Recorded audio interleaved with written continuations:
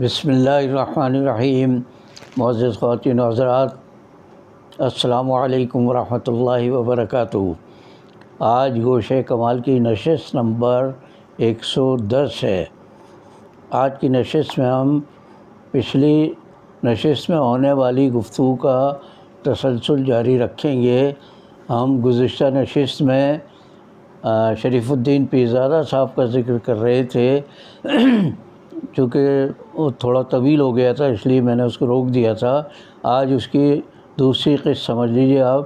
تو آج ہم نے شریف الدین پیرزادہ صاحب سے جو انٹرویو کیا تھا اس میں محمد صلاح الدین صاحب شہید ہمارے ساتھ شریک تھے، اور بہت سے سوالات انہوں نے کیے، کچھ میں نے کیے، لیکن تحریر اس انٹرویو کو میں نے کیا تھا جو آج سے 39 سال قبل ان سے کیا گیا تھا۔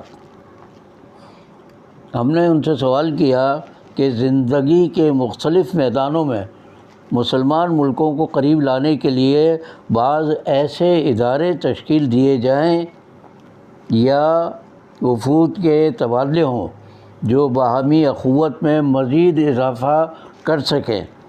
اسلام چیمبرز آف کامرس کی طرح اگر انجینئروں، ڈاکٹروں، صحافیوں اور دوسرے شعبوں کی بھی تنظیم سازی کی جائے تو اس سمت میں بڑی پیش رفت ہو سکتی ہے۔ اس کے بارے میں آپ کا کیا خیال ہے؟ تو جناب شریف الدین پیرزادہ نے جواب دیا، آپ کی تجویز بہت اچھی ہے اور اس سمت میں کچھ پیش رفت بھی ہو رہی ہے۔ مثلاً خواتین اور وکلاء کی بین الاقوامی تنظیمیں موجود ہیں۔ اسی طرز پر صحافیوں کی بھی تنظیم بنائی جا سکتی ہے، اور آپ کو معلوم ہے کہ ایک بین الاقوامی مسلم نیوز ایجنسی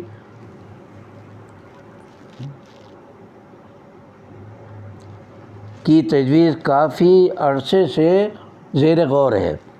تنظیم اسلامی کانفرنس اس قسم کے تمام اداروں کی نہ صرف یہ کہ حوصلہ افزائی کرے گی بلکہ انشاءاللہ خود بھی عملی اقدامات کیے جائیں گے۔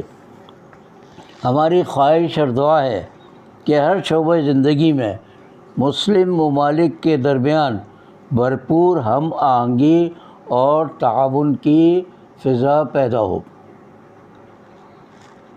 پھر ان سے سوال کیا گیا کہ پوری مسلم دنیا کے اتحاد کے لیے عربی زبان اہم کردار ادا کر سکتی ہے۔ کیا تنظیم اسلامی کانفرنس مسلم ممالک میں عربی زبان کی تعلیم و ترویج کے لیے کوئی جامع منصوبہ بنانے پر غور کرے گی؟ تو انہوں نے جواب دیا، عربی قرآن کی زبان ہے۔ ہمارے تمام دینی مآخذ اسی زبان میں ہیں، لہذا تمام مسلم ممالک کی ایک مشترکہ زبان ہونی چاہیے جو ظاہر عربی ہو سکتی ہے۔ عربی کو لازمی قرار دینے اور مسلم دنیا میں اس کے فروغ کے لیے تنظیم اسلامی کانفرنس، جس کے بارے میں بتا چکا ہوں، انگلش میں سے OIC یعنی آرگنائزیشن آف اسلامک کانفرنس کا نام دیا گیا ہے۔ عربی زبان کو لازمی قرار دینے اور مسلم دنیا میں اس کے فروغ کے لیے تنظیم اسلامی کانفرنس سے جو کچھ ممکن ہوگا وہ ضرور کرے گی۔ مشترکہ زبان سے اس کے درمیان باہمی اخوت و محبت میں بھی اضافہ ہوگا۔ یہ پچھلی ایک نشست میں بتا چکا ہوں کہ آغا خان سوم نے یہ تجویز پیش کی تھی کہ پاکستان کی قومی زبان اردو، بنگالی یا کوئی اور زبان ہو، اسے عربی زبان ہونا چاہیے تاکہ مسلم دنیا سے بھی اس کے روابط قائم ہو سکیں اور اسلام سے بھی اس کا قریبی رشتہ برقرار رہے۔ شریف الدین پیرزادہ صاحب سے ہم نے پھر سوال کیا کہ ایران عراق جنگ کے خاتمے کے سلسلے میں آپ تنظیم اسلامی کانفرنس کی کوششوں سے کس حد تک مطمئن ہیں؟ یہ میں پہلے بتا چکا ہوں، اس زمانے میں ایران عراق جنگ ہو رہی تھی جب ہم نے انٹرویو کیا، تو اس میں اس کانفرنس کا کیا کردار ہو سکتا ہے، یا شریف الدین پیرزادہ صاحب اس سے کتنے مطمئن ہیں؟ تو انہوں نے کہا دو مسلم ممالک کے درمیان جنگ پوری مسلم دنیا کے لیے باعث تشویش ہے، اور یہ اس وقت کی بات نہیں ہے، ہمیشہ کے لیے ایک اصول ہے کہ کوئی بھی دو مسلم ممالک آپس میں جنگ کریں، یہ پوری مسلم دنیا کے لیے یہ خطرہ ہے۔ اس سلسلے میں مسلسل کوششیں ہو رہی ہیں، مزید کوشش اور دعا کی ضرورت ہے، جس میں انشاءاللہ کوئی کسر نہ چھوڑی جائے گی۔ بالکل آخر میں ہم نے ان سے پھر ایک سوال کیا کہ بحیثیت سیکریٹری جنرل تنظیم اسلامی کانفرنس مسلمان ملکوں کے لیے آپ کا کوئی پیغام ہے تو وہ دیجیے۔ تو انہوں نے کہا ایمان کے بعد ہماری سب سے بڑی ضرورت اتحاد ہے، لہذا مسلم دنیا کے لیے میرا ایک لفظی پیغام ہے اتحاد، اور یہی ہمارے مسائل کا حل ہے۔ حقیقت یہ ہے کہ اس سے بڑا اور کوئی پیغام نہیں ہو سکتا، جو قائد اعظم نے بھی اپنے 3 نکات میں پیش کیا تھا، ان میں سے ایک اہم نقطہ اتحاد تھا۔ اگر مسلم ممالک آپس میں متحد ہو جائیں تو یقین سے کہا جا سکتا ہے کہ ان کے پاس اتنے وسائل ہیں، شاید پوری دنیا سے زیادہ مسلم ممالک کے پاس وسائل موجود ہیں۔ اگر اچھے حکمران آ جائیں، ہمیں میسر ہوں، تو ان وسائل کا صحیح استعمال کر کے ہم پوری دنیا میں بہترین اور بہت زیادہ ترقی یافتہ قوم بن سکتے ہیں۔ لیکن بدقسمتی یہ ہے کہ ہم اغیار کے کہنے پر آپس میں لڑتے بھڑتے ہیں اور اپنے وسائل کو استعمال نہیں کرتے۔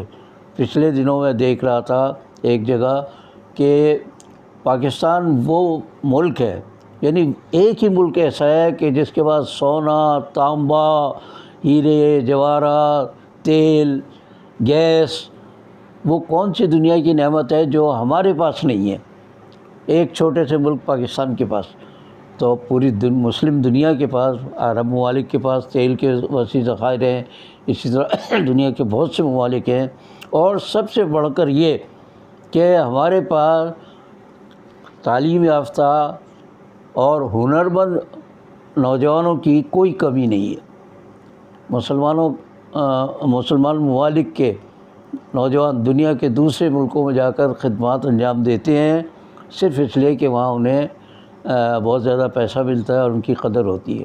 اگر مسلم ممالک قدر کرنے لگیں اپنے نوجوانوں کی، ان کی تعلیم کی، ان کے ہنر کی، ان کی صلاحیتوں کی، تو وہ دن دور نہیں کہ مسلم دنیا پوری دنیا پر چھا جائے، پورا عالم اس کی گرفت میں ہو۔ اللہ کا وعدہ بھی ہے کہ تم محنت کرو، متحد ہو جاؤ، ایمان کے ساتھ آگے بڑھو، تو تمہاری کامیابی میں کوئی کمی نہیں ہے۔ دنیا کا تو یہ اصول ہے کہ جو محنت کرتا ہے کامیابی اسی کا نصیب اور حصہ ہوتی ہے۔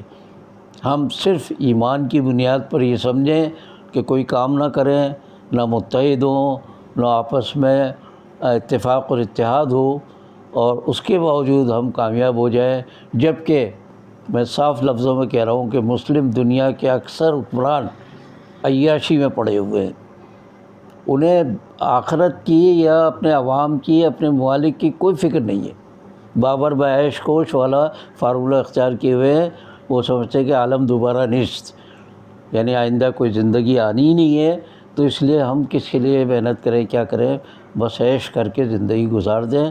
اللہ ہمارے حکمرانوں پر رحم کرے اور ہمارے حال پر بھی رحم کرے، جن پر ایسے حکمران مسلط ہو گئے ہیں جو عیاش بھی ہیں، ظالم بھی ہیں، اور صلاحیتوں سے بھی محروم ہیں۔ باقی بشرط زندگی باقی۔